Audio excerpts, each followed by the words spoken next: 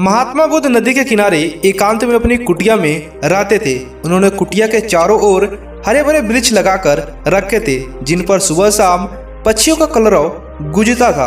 प्रकृति का यह मधुर संगीत महात्मा बुद्ध को सदैव आनंदित करता था।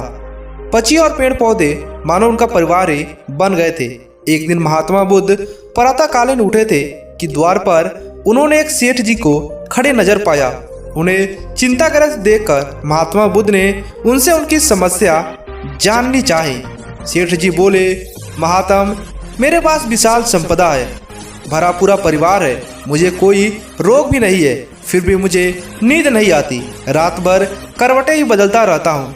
महात्मा बुद्ध ने आत्मीयता से सेठ जी के सिर पर हाथ फेर कर कहा, सेठ, तुम्हारे पास सब कुछ भले ही हो, किंतु वह नहीं है जो नींद के लिए आवश्यक है। सेठ ने पूछा, वह क्या है महाराज?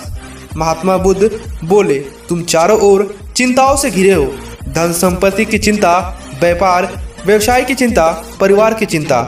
ध्यान रखो कि चिंता चैन में शत्रुता है। सेठ ने इसे बचने का उपाय पूछा तो उन्होंने कहा, तुम प्रकृति से शिक्षा ग्रहण करो।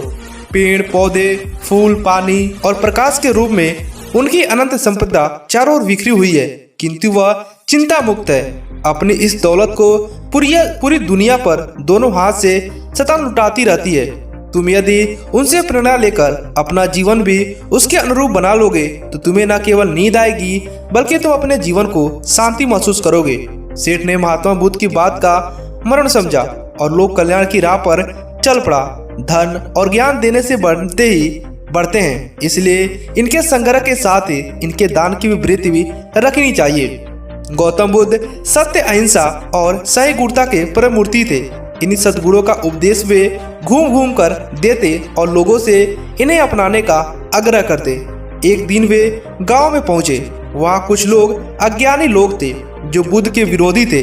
वे बुद्ध को अपशब्द कहने लगे। यह देखकर बुद्ध के शिष्यों को बहुत बुरा लगा। उन्होंने बुद्ध से इसका विरोध करने का आग्रह किया। बुद्ध ने उन्हें समझाया, ये लोग तो अपशब्द कह ही रहे हैं, यदि ये पत्थर भी मारे रहे होते तो मैं कुछ नहीं कहता, मानने को मैं कह देता।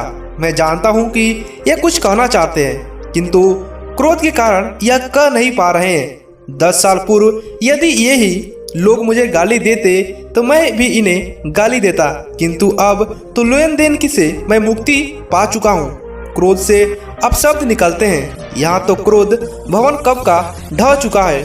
बुद्ध के विचार सुनकर अपशब्द कहने वाले लोग हैरान हो गए। बुद्ध ने आगे अपने शिष्यों से कहा, इन लोगों को बताओ कि पिछले गांव में क्या हुआ था। शिष्यों ने बताया, वहां के लोग फल व मिठाइयाँ लेकर आए। आपने यह कहकर चीजें लौटा दी कि अब लेने वाला विदा हो चुका है। 10 साल पहले आते तो ये सभी उपहार ले लेता। बुद्ध बोले, उन लोगों ने मिठाइयाँ गांव में बांट दी, लेकिन आप ये अपशब्द गांव में न बांटे। आप मुझे क्रोध नहीं दिला सकते।